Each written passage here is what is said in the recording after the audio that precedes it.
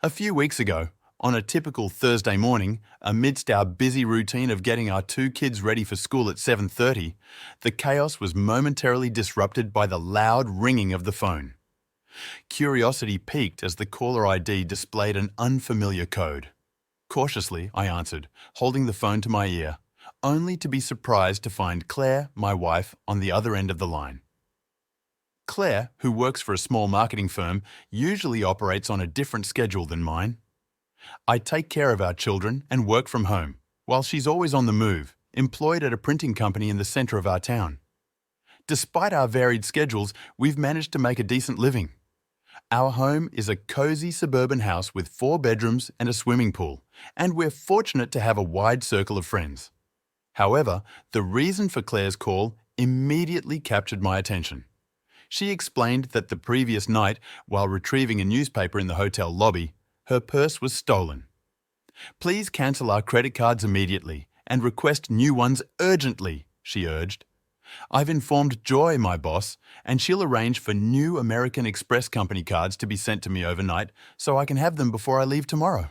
She's also transferring some money to help me through this." Worry crept into her voice as she continued. I was a bit absent-minded and left my purse at the cashier's counter while I went to grab some more reading material. When I returned, it was nowhere to be found.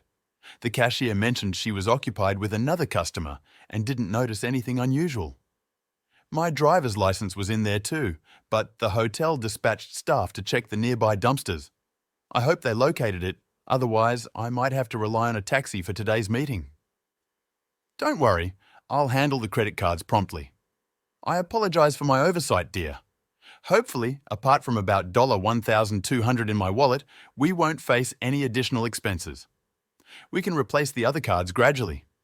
Fortunately, most of my makeup is still in the room, so I'll be prepared for the morning presentation. How are the kids? I missed the times when we were all together." In the following weeks, I successfully cancelled the credit cards before any unauthorized charges were made. However, the wallet containing Claire's driver's license and other non-credit card items had yet to be recovered. Life continued as usual, but around 6 weeks later, I stumbled upon a statement from Claire's Fidelity account. She manages a separate investment fund from the inheritance she received after her parents' tragic accident a few years ago. Despite always respecting her privacy concerning this account, the discovery added a new layer of complexity to the situation. In the course of searching for our home insurance policy, I stumbled upon a folder containing monthly statements from Claire's personal account. Recalling that the inheritance from her parents' passing amounted to around $350,000, my curiosity led me to check the current balance. To my pleasant surprise, it had grown to over $400,000. As I delved into the statements, a particular withdrawal of $3,000 from the money market account about 6 weeks ago caught my attention. Intrigued by how she had utilized that money, I decided to investigate further into her money market account. Astonishingly, I discovered a substantial check written to a local jewelry store just a couple of days after she lost her purse in the same city. Wondering what prompted this jewelry purchase, especially since she hadn't mentioned buying anything for me and I hadn't heard her discuss acquiring jewelry for anyone else, I couldn't help but be perplexed.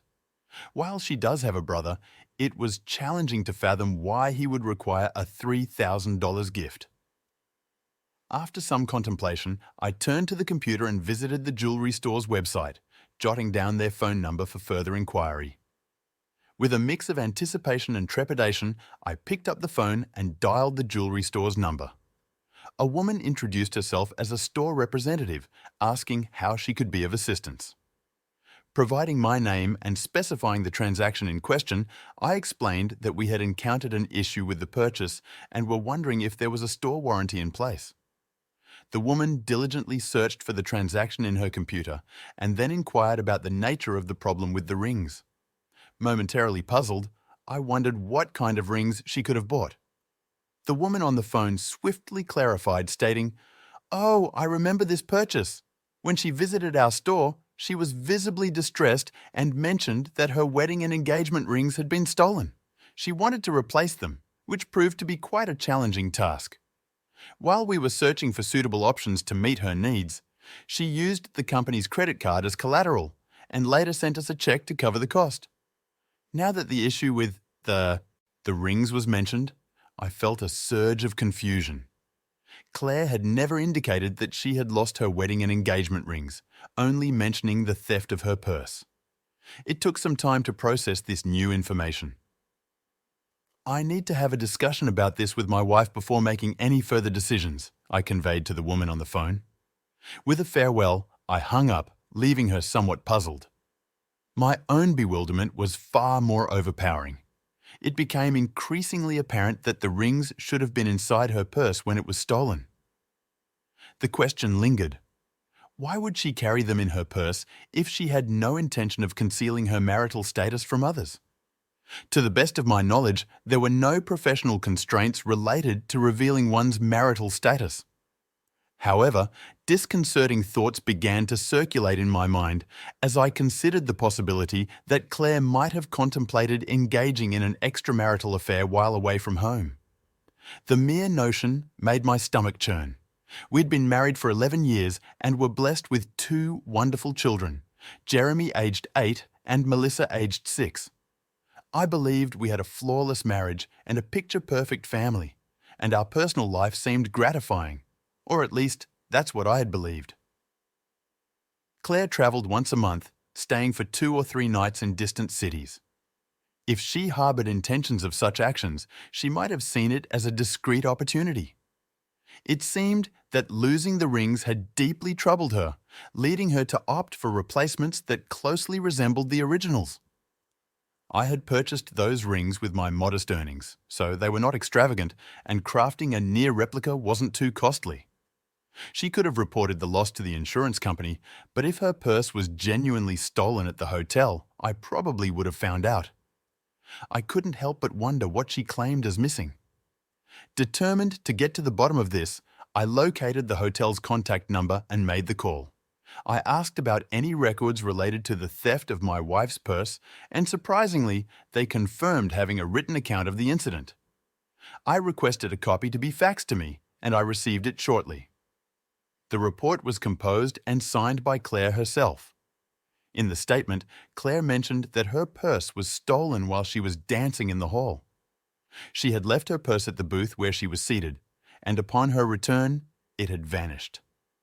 Remarkably, Claire explicitly noted her hesitation to involve the police. As I absorbed this information, my thoughts raced, overwhelmed by the implications of what I had uncovered. She had deceived me not only by concealing the truth about the stolen rings, but also by inventing a story about shoplifting. While there could be an alternative explanation, my mind couldn't come up with anything other than the unsettling thoughts swirling in my head. It became clear that I needed to uncover the significance of losing those rings, or else they would persistently occupy my thoughts and drive me to madness. Several weeks had elapsed since the incident, and Claire was about to embark on another trip in a few days. Realizing the urgency of the situation, I needed to gather more details about the schedule for her upcoming trip. I wanted to comprehend what she typically did in the evenings outside our home. If she was involved with other men, perhaps losing the rings had served as a wake-up call, prompting her to reassess her behavior. I knew that if I discovered her infidelity, it might spell the end of our marriage, though I dreaded considering how it might impact our children. Claire was undoubtedly a great mother, but I couldn't bear the thought of her having custody, especially with her frequent business trips. My mind raced, desperately seeking any potential clues to shed light on her faithfulness. What other information might hint at her actions during her trips? Did she engage in unprotected encounters or insist on using contraceptives? I assumed she would opt for protection, because she wouldn't want to risk bringing home infections or the possibility of an unwanted pregnancy. After all, I had a vasectomy after the birth of our second child, rendering pregnancy impossible.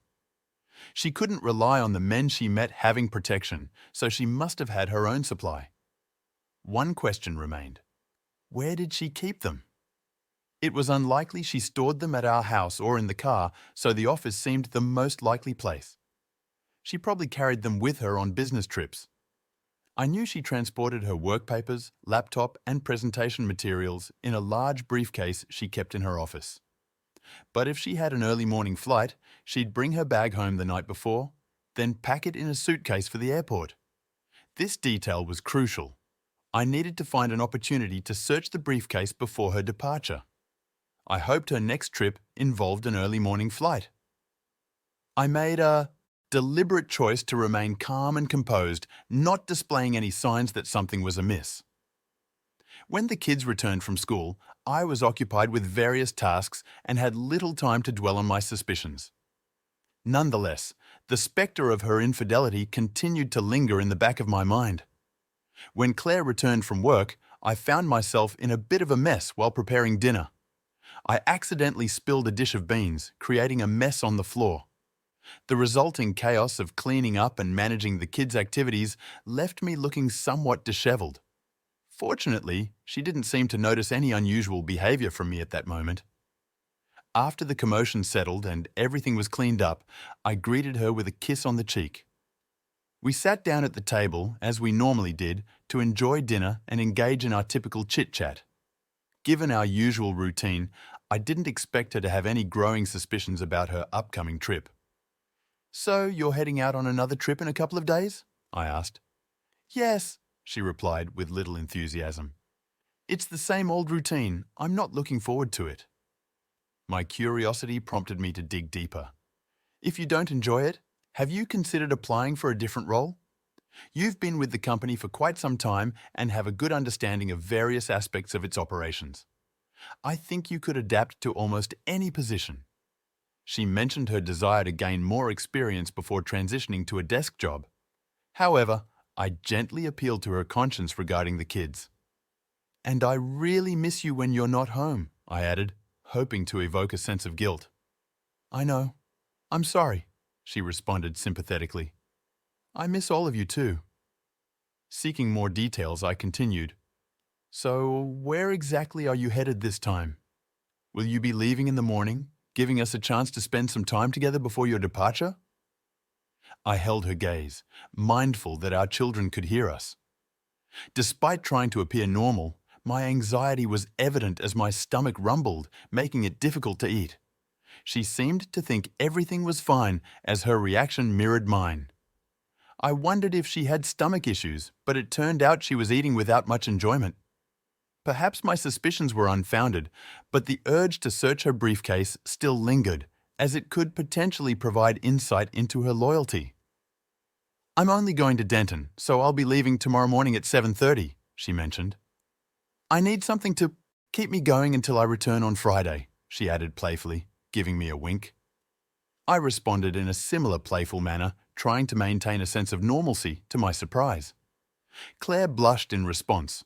Her comment about bringing her briefcase home the night before her trip suggested she wouldn't be stopping at the office before heading to the airport. Given her seemingly genuine attitude about the upcoming trip in front of our children and me, one might assume that either she hadn't been involved in any infidelity during her travels, or she had become skilled at concealing such behavior. I hoped to uncover the truth when I examined the contents of her briefcase on the evening before her planned trip. Claire returned home in high spirits, parking her car next to mine in the garage as usual, and appearing visibly excited.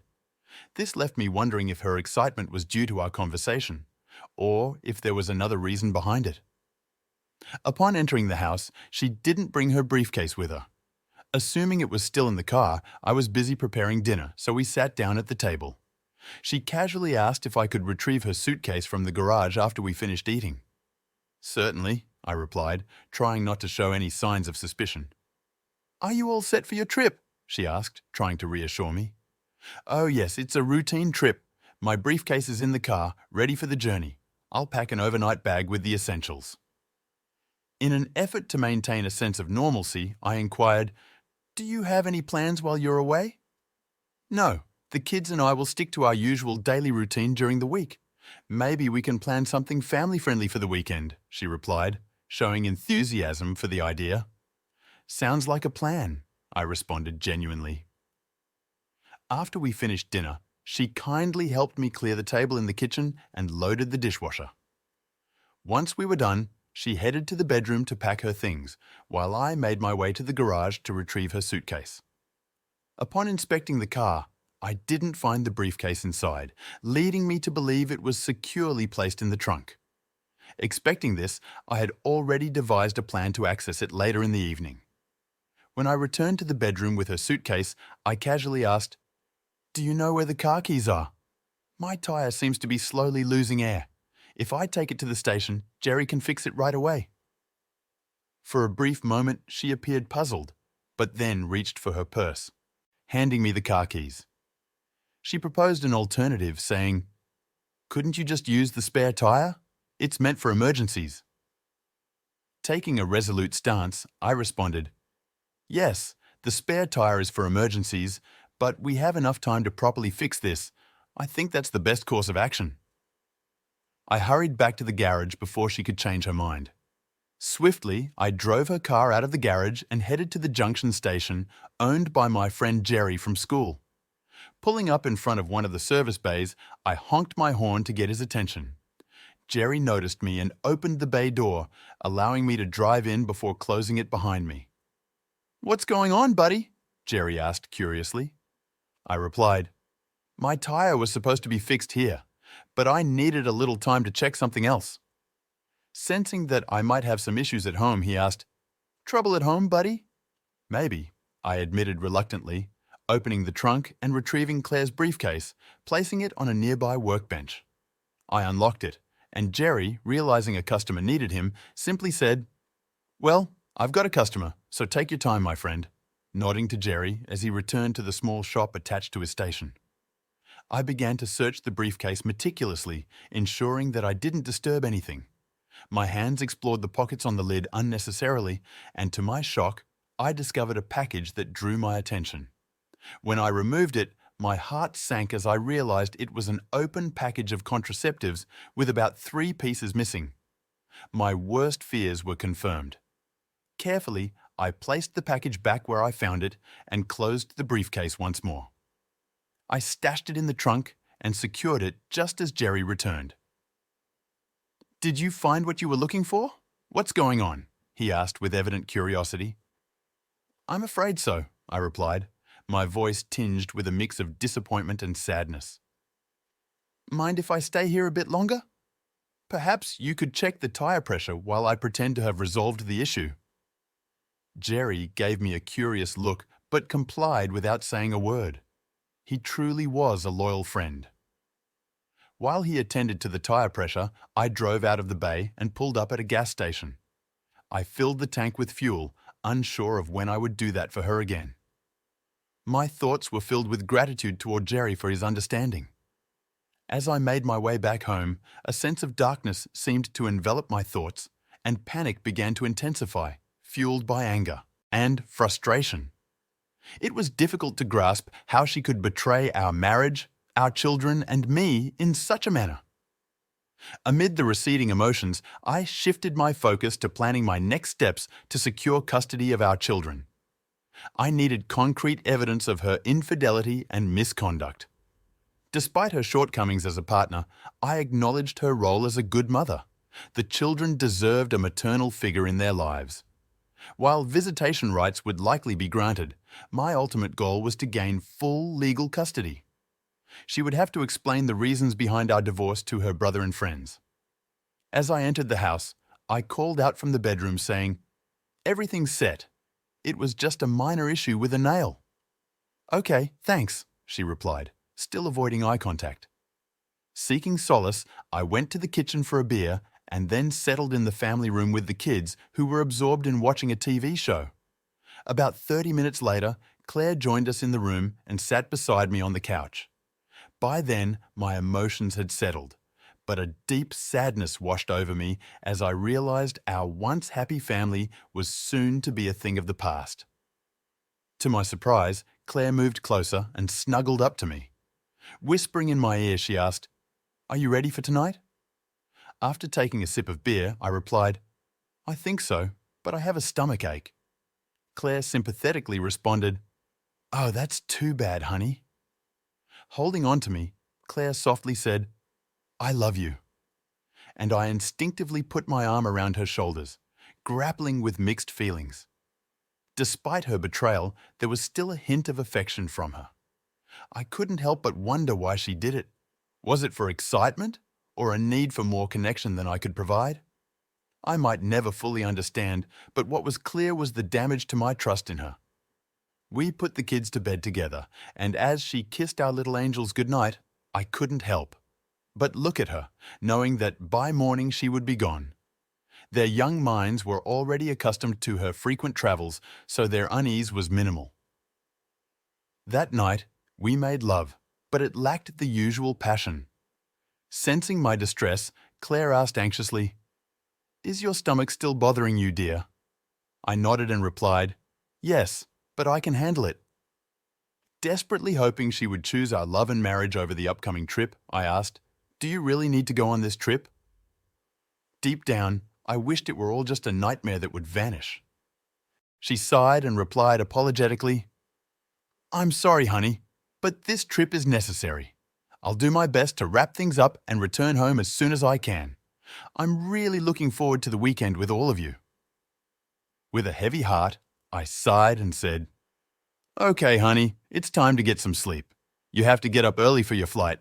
I'll take a quick shower now so I won't have to worry about it in the morning." "Okay," she replied, while she stepped into the shower. An impulse led me to inspect her suitcase to see what she had packed. Though the clothes on top seemed businesslike, I was surprised to find, upon closer examination, a selection of her most seductive lingerie and a small black cocktail dress in which she always looked irresistible. Respecting her personal space, I carefully returned everything to its place, closed the suitcase, and went back to bed.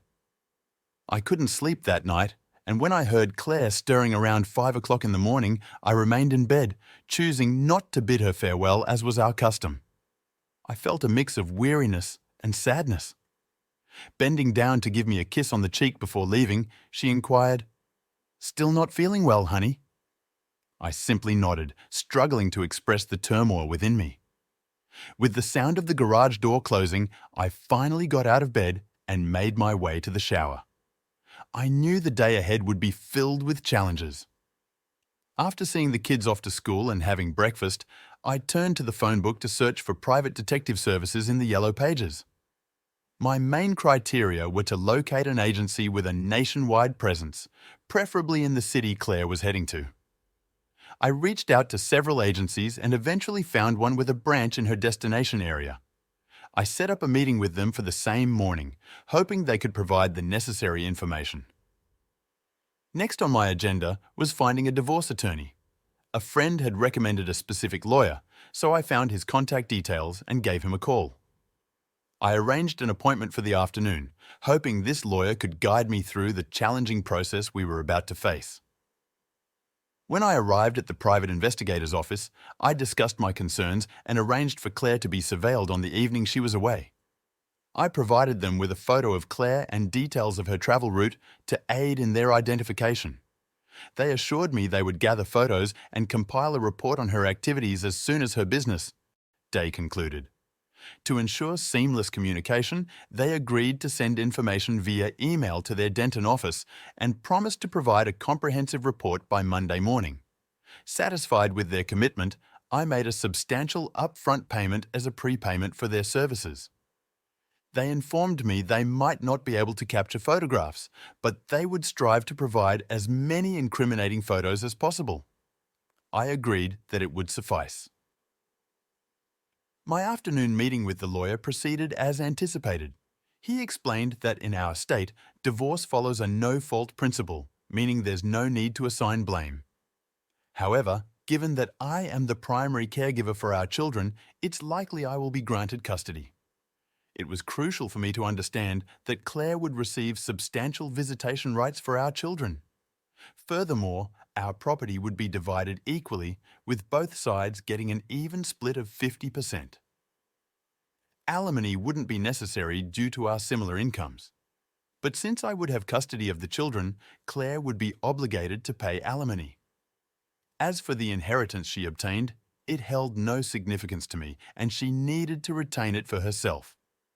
My top priority was the well-being of our children. I instructed the lawyer to prepare the necessary documents to be delivered to Claire on Monday, citing irreconcilable differences. I also asked her to agree to vacate our house immediately upon our divorce. The lawyer confirmed that as the children's guardian, I had the authority to make this request. It was decided that once the children reached 18, we would sell the house and the proceeds would be divided between us. Leaving the lawyer's office, I felt a sense of contentment, realizing that life would move forward for me and the children, while Claire would have to face the consequences of her betrayal.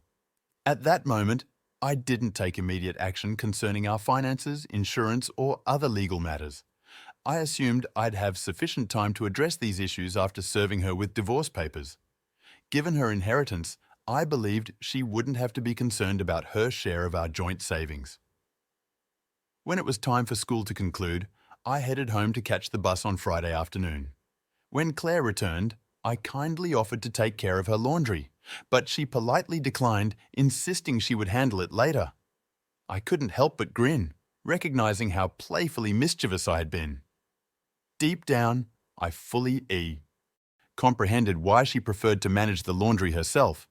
It was crucial for her to keep her extramarital affairs concealed at all costs.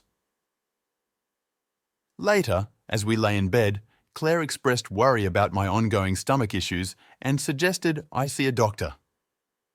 "This has been persisting for too long," she emphasized.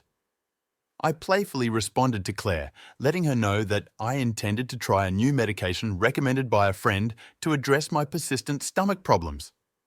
I expressed optimism that this would resolve the issue and bring her back to me soon. When we embraced, she whispered that she missed me greatly. On Monday, as the kids left for school and Claire headed to work, I received a call from the detective agency informing me that they had a report ready. I told them I'd be there shortly, and within 30 minutes, I was sitting down with the office manager discussing the details. The office manager informed me that a report with attached photos had been faxed from Denton that morning. He admitted he hadn't had time to read the entire report, but upon a quick scan and a glance at the photos, it seemed highly incriminating. I took a copy of the report and started reading its contents. The subject of the report was identified as Claire Barton. According to the report records, the surveillance of the woman began at 5:17 p.m. on Wednesday, June 16th, in the lobby of the Denton Marriott Hotel. Her identity was confirmed by comparing a photo obtained from the surveillance office. Upon closer examination of the report, it turned out that she was wearing a company badge, further confirming her identity. Moreover, the report detailed the movements of the subject and noted she was carrying a briefcase when she entered the elevator. A staff member accompanied her and verified her arrival at room 414 at 5:23 p.m. It's important to note that the report emphasized that the subject was alone at that time. Additionally, the report included a photograph labeled Exhibit 1A showing the subject dressed professionally before entering the room. When looking at the photo, it was clear she still wore rings. Evidently, the photo was taken discreetly using a mobile phone. The report stated that the agents had rented a room across from the subject's room at 6:31 p.m.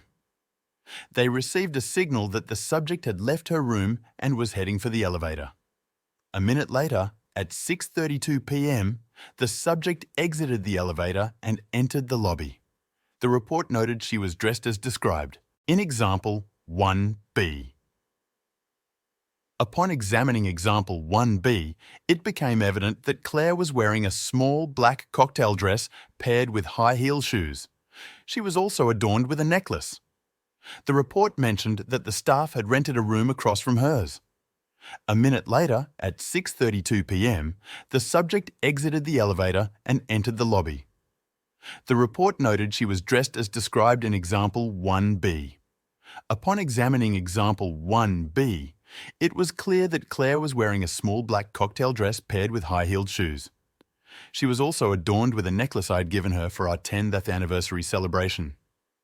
However, what stood out the most was the absence of wedding rings on her left hand. The photo clearly showed she wasn't wearing them.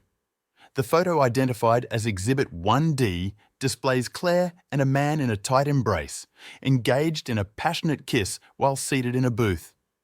The intensity of their connection was clearly visible in the picture. At 8:51 p.m., the report noted that both individuals left the restaurant. They then took the elevator and ascended to Claire's floor. Another photo labelled Exhibit 1E captures the moment when Claire and the man entered her room, specifically room 414. In this image, Claire appears slightly intoxicated but undeniably pleased with the evening's events. At 11:13 p.m., the man exited Claire's room and left the building. The report included the license plate number of a car registered to Alexander B. Tate, residing at 1424 Alia Drive in Denton. Notably, Alexander B. Tate was married and had 2 young children. As I delved further into the report's details, it became evident that Claire repeated her actions the following night with another man. The report bore the signature of an investigator from Denton. This revelation filled me with deep anxiety and resentment. It became clear that my wife was leading a promiscuous life while she was away from home. I couldn't come to terms with her actions. It was a betrayal that exceeded my worst expectations. Even the fact that Claire had lost her wedding rings didn't stop her from being careless. After settling the bill with the private detective, I thanked them and left. I made sure to take 2 additional copies of the report, which were recorded on a CD to keep them safe. Once I got back home, I wasted no time and immediately called my divorce attorney. I asked about the status of the divorce papers, and the attorney confirmed they were ready for filing. Without hesitation, I instructed them to initiate the filing process and specifically requested that the papers be served to her publicly at her workplace the following day. The attorney assured me that this could be done smoothly and asked for her workplace address, which I promptly provided. My intentions were clear. I aimed to humiliate her during the legal proceedings. Handing her the divorce papers at her workplace not only satisfied my desire for revenge, but also served as a form of justice for her actions. That night, there was no love between us. Claire seemed to sense that something was wrong, perhaps suspecting that I had discovered something unsettling. Though she didn't directly voice her concerns, she expressed hope for my quick recovery. Interestingly, she also appeared somewhat reserved, but I chose not to comment on it and simply ignored it. The next morning, I woke up early after a night of little sleep. I immersed myself in work on the computer until I heard the children waking up, and then I went to the kitchen to prepare breakfast. After the meal, I said goodbye to CLA when she left for work. She approached me for a hug and a kiss, but I responded with a half-playful embrace, encouraging her to leave quickly. At that moment, I sensed she might have had an inkling of what awaited her. As I closed the door behind her, tears welled up in her eyes, and she whispered, "I love you." After her departure, profound sadness washed over me, and I felt an urge to release my tears. Yet, I quickly composed myself as the children required my attention, and I needed to prepare them for the school bus. Around 10:45 a.m., the phone rang, disrupting our morning routine, displaying CLA's workplace on the caller ID. I answered the call without uttering a word, and there was a brief pause as the caller realized I wasn't inclined to engage in conversation. In a trembling voice and a whisper, Claire said, "I'm sorry." Shortly after, the line fell silent, and I remained silent as well. CLA didn't return home that night, and I wondered if she continued her deceitful game, seemingly indifferent to her husband. While I recognized my anger was justified, I also considered that I might have been overly harsh on her. The children, disheartened by their mother's absence, wondered where she was. To uplift their spirits, I invited them to have dinner at a McDonald's cafe. By the time we returned home after dinner, the kids were exhausted and went straight to bed. The next morning, Claire called with a request. "Honey, can I come home and pack my things? Can we talk?" Initially, a sense of guilt welled up within me, but it quickly dissipated. I replied calmly, Why don't you come between 9 o'clock and noon? Then the kids and I won't be here. Regarding our conversation, I made it clear that I'd speak with her one-on-one in my lawyer's office only after she signed, notarized, and returned the divorce documents. Then, I'll listen to whatever you have to say. There was a sob on the line before Claire answered, "Good." Shortly after, the phone fell silent again. She signed the divorce papers, and 6 months later, our marriage officially came to an end. It turned out that she became pregnant during the affair.